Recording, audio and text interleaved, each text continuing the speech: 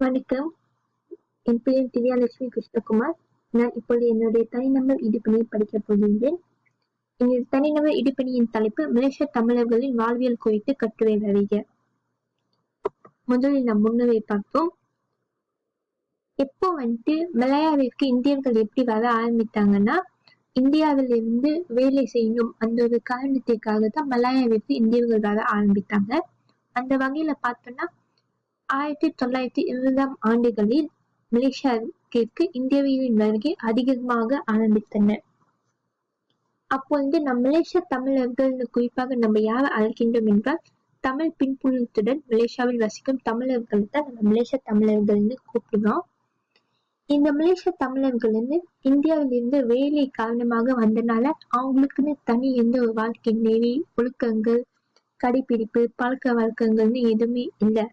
அதனால அவங்க வாழ்க்கையை சீர்படுத்தி ஒழுக்கத்தை கடைபிடிக்க வேண்டும் என்ற நோக்கில் வாழ்க்கை நெறிகளையும் ஒழுக்கங்களையும் பின்பற்றி வர ஆரம்பித்தனர்.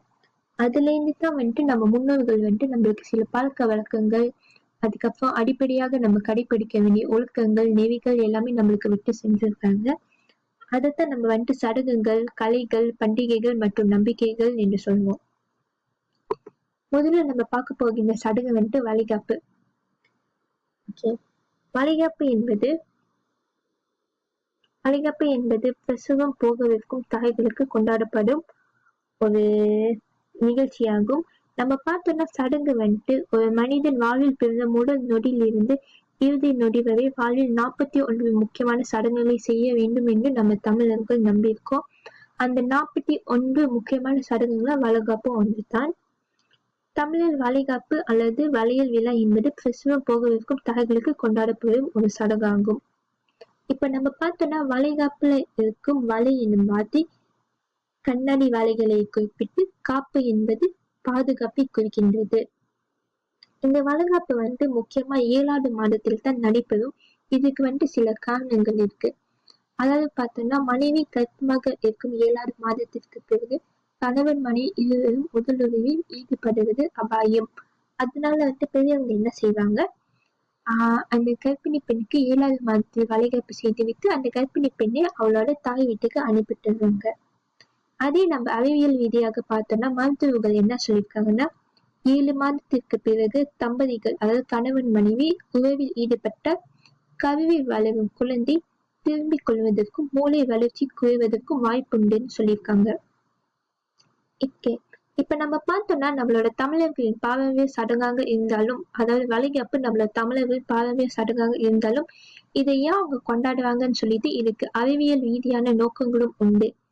அதாவது 7வது மாதத்தில் உறவினர்கள் சூழ வளைகாப்பு நடத்தப்படுவதால் கர்ப்பிணி பெண்களுக்கு பிரசவம் பற்றிய பயங்கள், மன அழுத்தங்கள் போன்றவை நீங்கி அவர்களுக்கு மிகுந்த தைரியத்தையும் தன்னம்பிக்கையும் வழங்குகின்றதுன்னு சொல்லியிருக்காங்க.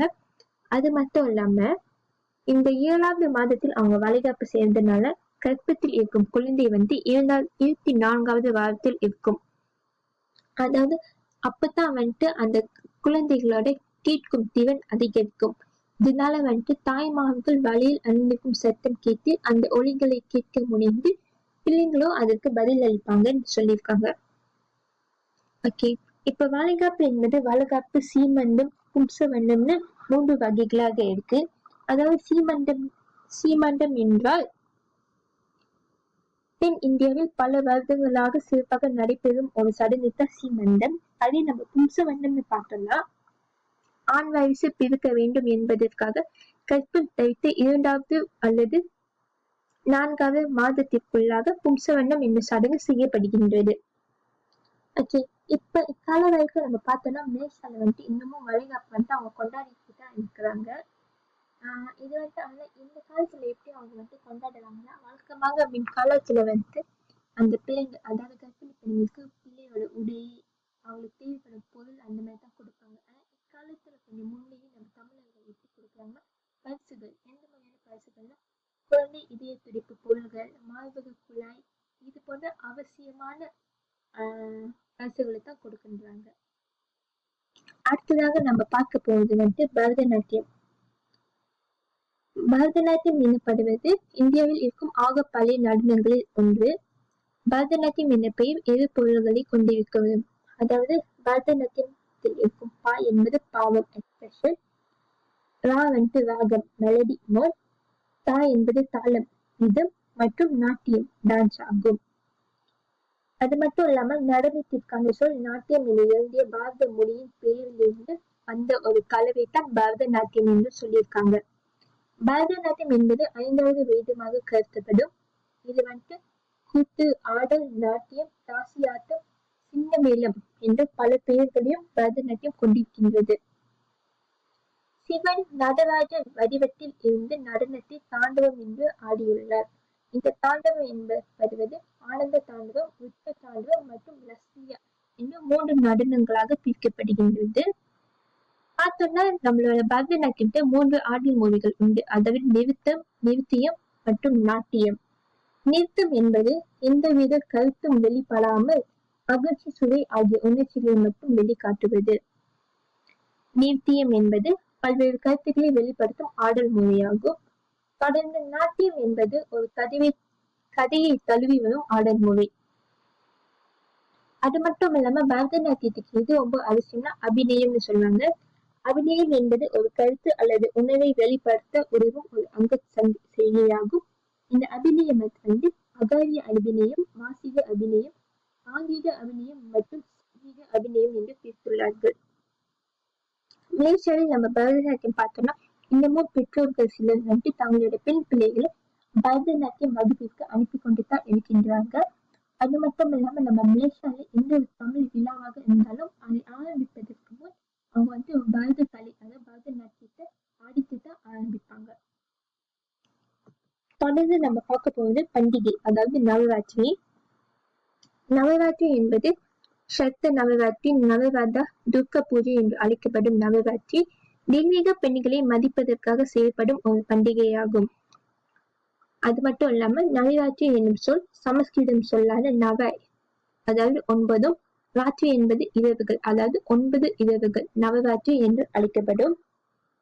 நவராத்திரி கொண்டாடப்படும் முக்கிய காரணம் தேவி. இந்த நவராத்திரியில் இருக்கும் 9 நாட்கள் துர்கா தேவியின் 9 அவதாரங்களை குறிக்கும். அதாவது அந்த அவதாரங்களின் பெயர் ஷல்குதவி, பிரம்மச்சாரிணி, சந்திரகந்தா, குஷ்மந்தா, ஸ்கந்தமந்தா, கத்யாயினி, கல்ராஜ்வி, மகாகௌரி மற்றும் சித்தத்தாய் ஆகும். இதில் முதல் நாள் 9 நாட்களில் இருக்கும் 3 நாள் துர்க்கைக்கும், 2வது 3 நாட்கள் லட்சுமிக்கும், 3வது நாள் இறுதி 3 நாள்கள் சரஸ்வதிக்கும் கொண்டாடப்படும். இந்தியாவில் நவராத்திரி வெவ்வேறு விதமாக கொண்டாடப்படுகின்றன. அதாவது இறை வழிபாடு செய்யும் நேரமாகவும் நோன்பு எடுக்கும் நேரமாகவும் சிலர் நவராத்திரியில இந்த நேரத்துல தான் நோன்பு எடுப்பாங்க, சிலர் இந்த நேரத்துல சைவமா இருப்பாங்க, சிலர் நவராத்திரியில என்ன செய்வாங்க, இந்தியாவில ஆடி பாடி மகிழ்ந்து இருப்பாங்க. இப்ப எடுத்துக்காட்டா நம்ம பார்த்தோம்னா குஜராத்ல நவராத்திரியின் போது கர்பா இன்னொரு நடனத்தை ஆடி எல்லாமும் மகிழ்வாங்க. இப்ப நவராத்திரியின் நன்மைகள் நம்ம பார்த்தோம்னா இது ஆன்மீகத்தில் இருப்பவர்களுக்கு நன்மைகளை கொடுப்பது மட்டும் இல்லாமல் சாதாரண மக்கள் தங்கள் வாழ்க்கையை மேற்கொள்வதற்கும் இது வழிகாட்டியாக இருக்கின்றது. எடுத்துக்காட்டாக இடர்பாடுகளையும் தடைகளையும் தாண்டி தைரியமாக வெற்றிபெற துர்க்கையின் தைரியம், செல்வம் செல்வங்களை பெற்று வாழ்வதற்கு லட்சுமியை பிரார்த்தனை செய்கின்றார்கள். தொடர்ந்து கல்வி அறிவை பெற வேண்டும் என்று சரஸ்வதியை வழிபாடு செய்கின்றார்கள். மலேசியாவில நம்ம பார்த்தோம்னா நவராத்திரியை எப்படி கொண்டாடுவாங்கன்னா அந்த 9 நாட்களும் கோயில ஒரு திருவிழா மாதிரி இருக்கும். அந்த 9 நாட்கள்ல துர்க்கை, லட்சுமி, சரஸ்வதி ஆகிய 3 இறைவன்களையும் வழிபடுவாங்க. அந்த 9 நாட்களும் உபயம் இருக்கும். உபயத்துக்கு தகுந்த மாதிரி அவங்க பிரசாதம் அதெல்லாம் கொடுப்பாங்க. இதையே நம்ம பார்க்க போறது நம்பிக்கை. இந்த நம்பிக்கை இறை நம்பிக்கை, சோதிடம் நம்பிக்கை, சகுனம் நம்பிக்கை, சடங்கு நம்பிக்கை மற்றும் கனவு நம்பிக்கைன்னு நம்ம பிரிச்சு பார்க்கலாம். நம்ம தமிழர்களிடையே இருக்கும் ஒரு முதல் நம்பிக்கை என்னன்னா நல்ல நாள் பார்க்குது. நல்ல நாள் எந்த ஒரு நாள் காரியங்களா இருந்தாலும், அதாவது திருமணம், அதுக்கப்புறம் தொழில் ஆரம்பிப்பது, புது வீட்டுக்கு போவதுன்னு எந்த ஒரு நல்ல காரியமாக இருந்தாலும் கண்டிப்பா நம்ம முதல் நல்ல நாள் பார்த்துட்டு தான் அதை தொடங்குவோம். அதே மாதிரி இந்த நல்ல காரியங்கள் செய்வதற்கு முன் நம்ம சோதிடமா பார்ப்போம். முக்கியமா இப்ப திருமணம் செய்வதற்கு முன் அந்த கல்யாணம் செய்யும் இருவர், அதாவது ஆண் பெண் இருவருக்கும் ஜோதிட பொருத்தம் இருக்கா இல்லையான்னு முதல்ல அவங்க பார்த்துட்டு தான் கல்யாணம் அந்த அடுத்த நடவடிக்கைக்கு அவங்க போவாங்க. தொடர்ந்து இருப்பது காக்கை நம்பிக்கை. காக்கை நம்பிக்கை என்னன்னா, இப்ப நம்ம அமாவாசை அப்ப படியல் வைப்போம். இந்த படியலை வந்துட்டு நம்ம இருந்தவங்களுக்கு படித்தோன்னே அதை வெளியே போய் வைப்போம். இந்த வெளியே வைக்கிறத வந்துட்டு ஏதாவது காக்கை வந்து சாப்பிட்டாங்க, இருந்தவங்களே சாப்பிட்டு நம்மள வாழ்த்தி போகுவாங்க சொல்லிட்டு நம்மளுக்கு அது நம்பிக்கையை கொடுக்கும். தொடர்ந்து பெரியவங்க என்ன சொல்லியிருக்காங்கன்னா, செவ்வாய் மற்றும் வெள்ளிக்கிழமை தொடர்ந்து இரவு நேரங்களில் நகம் மற்றும் முடியை வெட்டக்கூடாதுன்னு சொல்லியிருக்காங்க. அது மட்டும் இல்லாம நம்ம வீடு சுத்தமாக எப்பொழுதும் நம்ம வீடு சுத்தமாக இருந்தாதான் வீட்டுக்கு வரணும், மகளாட்சி வந்துட்டு வீட்டுக்கு வரணும், இல்லைன்னா வாசலோடயே போயிடணும் சொல்லியிருக்காங்க. தொடர்ந்து இரவு நேரங்களில் வீட்டின் நுழைவதற்கு முன் கை காலை கழுவ வேண்டும். இப்போ நமக்கு பார்த்தோம்னா மலேசியாவில் இன்னமும் நம்ம தமிழர்கள் இந்த நம்பிக்கையை வந்துட்டு பின்பற்றி வந்து கொண்டுதான் இருக்காங்க. அதோட வீட்டுல வந்துட்டு என்னாச்சும் பெரியவர்கள் இருந்தா பெரியவர்கள் வந்துட்டு அதை சிறு பிள்ளைகிட்ட சொன்னாங்க. சிறு பிள்ளைகளும் சின்ன வயசுல இருந்து அதை வந்துட்டு தொடர்ந்து செய்வதால அவங்கள வந்துட்டு பெரியவங்கள அதாவது இளைஞர்கள் ஆயிட்டோன்னே அதை ஸ்டில் வந்துட்டு அவங்க பின்பற்றி கொண்டுதான் வருகின்றார்கள். இறுதியாக முடிவுரை. முற்காலத்திலிருந்து மலேசிய தமிழர்களிடையே வாழ்வியல் நெறிகள் உண்டு. வாழ்க்கையை சிறப்பாக வழி நடத்தி செல்ல இந்த வாழ்வியல் நெறிகள் ஒரு நல்ல வழிகாட்டியாக இருக்கின்றது.